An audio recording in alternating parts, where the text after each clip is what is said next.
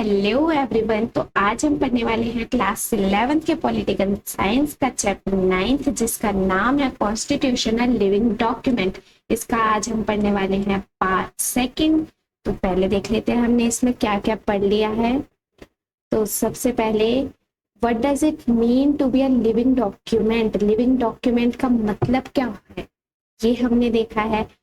Why can't a constitution be static. एक constitution static क्यों नहीं रह सकता। How our constitution adapts. हमारा कॉन्स्टिट्यूशन हर चीज अडेप्ट कैसे करता है, मतलब अमेंडमेंट कैसे करी जाती है उसके अंदर, ये हमने पढ़ा है। द परफेक्ट बैलेंस, बैलेंस कैसे होता है रिजिडिटी और फ्लेक्सिबिलिटी के अंदर, हमारे देश के अंदर, हमारे कॉन्स्टिट्यूशन के अंदर। वो ज्यादा फ्लेक्सिबल भी नहीं है, ज्यादा रिजिड भी नहीं है। And the guardian of the constitution, मतलब गार्जियन मतलब उसको बचाकर कौन रखता है, उसकी रक्षा कौन करता है, हमारी जुडिशरी करती है। तो आज हम पढ़ने वाले हैं what is the basic structure. Basic structure क्या होता है हमारे कॉन्स्टिट्यूशन का। सबसे पहले भाई पढ़ लेना, बेसिक स्ट्रक्चर वो चीज है, इंपॉर्टेंट चीज है। इसको हमारी जो पार्लियामेंट है वो उसको चेंज करने को मना करा जाता है कि पार्लियामेंट ये नहीं बदल सकती कॉन्स्टिट्यूशन में से।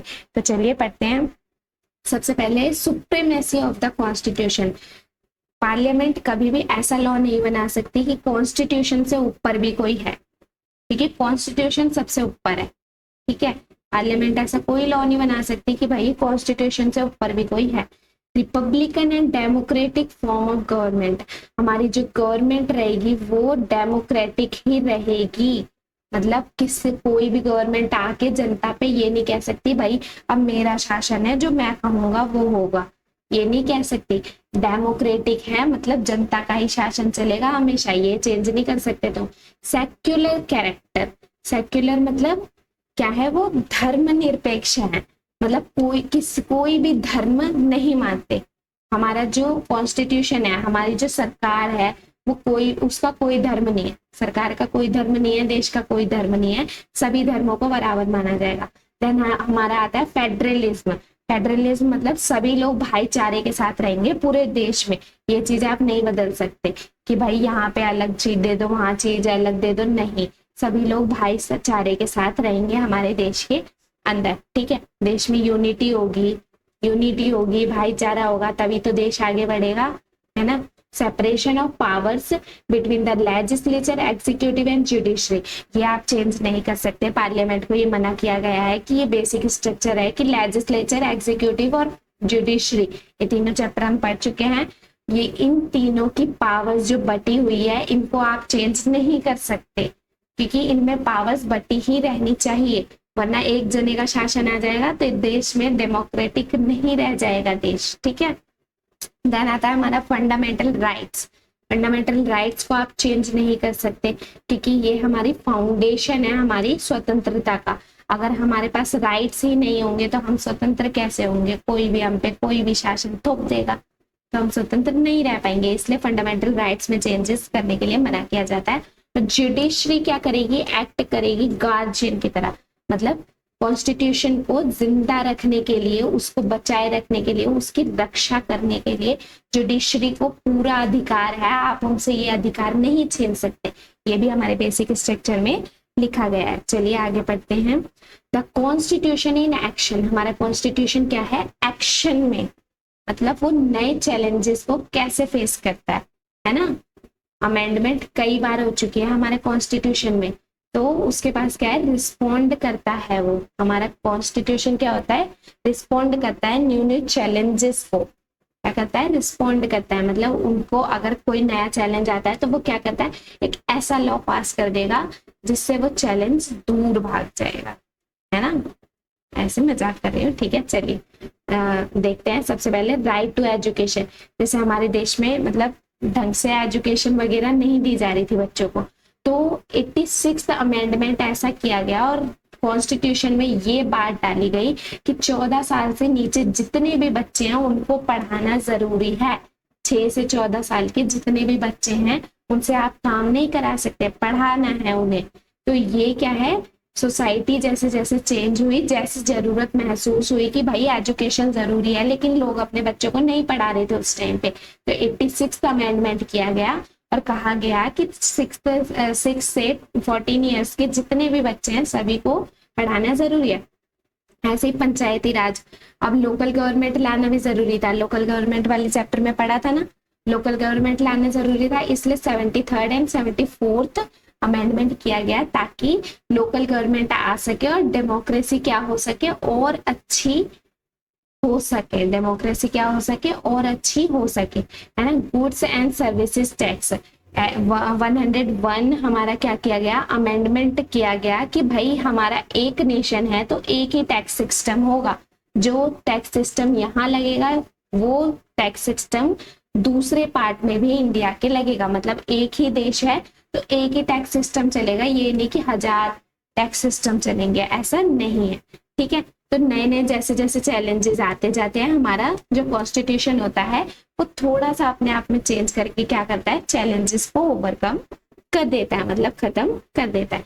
तो चलिए आगे चलते हैं। The constitution and the people, लोगों और कॉन्स्टिट्यूशन के अंदर कैसा रिलेशन है, ठीक है। तो हमारी सबसे पहले पॉलिटिकल प्रैक्टिस है, the way politics is conducted and the conventions established by the political parties also shape the functioning of the constitution. जैसे जैसे हमारी पॉलिटिकल पार्टीज नई नई आती हैं वैसे वैसे हमारा कॉन्स्टिट्यूशन भी बदलता जाता है, वैसे वैसे ही हमारा कॉन्स्टिट्यूशन काम करता है। अब देखो जैसे सरकार के ऊपर ही तो होता है ना, देश तो अब सरकार ही चलाएगी। जैसे किसी की भी पार्टी आ गई, मान लो मैं किसी पार्टी को नहीं बोल रही हूँ, ठीक है, बीजेपी आ गई मान लो, ठीक है, तो वो अपने हिसाब से देश चलाएगी। अब कोई और पार्टी आ गई, आम आदमी पार्टी आ गई मान लो, तो वो क्या करेगी, अपने हिसाब से चलाएगी। और कोई मान लो कांग्रेस आ गई, ठीक है, तो वो अपने हिसाब से चलाएगी। तो देश क्या होता है, जैसे जैसे पॉलिटिकल पार्टीज बदलती रहती है वैसे वैसे कॉन्स्टिट्यूशन की फंक्शनिंग भी थोड़ी थोड़ी चेंज हो जाती है, क्योंकि भाई लागू तो यही लोग करेंगे ना, जो सरकार जिनकी बन रही है लागू तो देश में वही लोग करेंगे, इसलिए थोड़ा बहुत चेंज आ सकता है, इसमें उतना दिमाग लगाने की जरूरत नहीं है। पॉपुलर मूवमेंट्स हो जाती है, कभी कभी क्या हो जाता है कि कॉन्स्टिट्यूशनल अमेंडमेंट हो जाता है, तो वो सरकार की बदौलत ही तो होता है कि सरकार देखती है भाई ये नया चैलेंज आया है तो ये चीज जरूरत है, तो उस पर क्या कर दिया जाता है, थोड़े से चेंज कर दिया जाता है ताकि जस्टिस और इक्वालिटी लाई जा सके, हमारे मतलब देश में अच्छी से ग्रोथ करी जा सके, इसलिए कॉन्स्टिट्यूशन में थोड़े चेंजेस करे जा सकते हैं। इस स्लाइड का उतना वो नहीं होता। चलिए बस ये है कि कॉन्स्टिट्यूशन को अलाइव रखने में क्या होता है, थोड़ी सी पॉलिटिकल पार्टीज की क्या होती है, इन्वॉल्वमेंट होती है। अगर पॉलिटिकल पार्टी बहुत अच्छी है, सरकार बहुत अच्छी है, तो हमारा कॉन्स्टिट्यूशन बहुत अच्छे से काम करता है, और सरकार थोड़ी सी बुरी आ जाती है तो कॉन्स्टिट्यूशन का थोड़ा सा वैल्यू थोड़ी कम हो जाती है, ठीक है। अ कन्वर्सेशन अक्रॉस जनरेशन, अब पूरी वहां जब से आजाद हुआ था हमारा देश, उसके बाद जब से हमारा कॉन्स्टिट्यूशन लागू हो रखा है तब से लेकर आज तक क्या क्या चीजें हो रखी है हमारे कॉन्स्टिट्यूशन में, ये हम देखेंगे। समझ लो वही है कि हमारी समरी टाइप।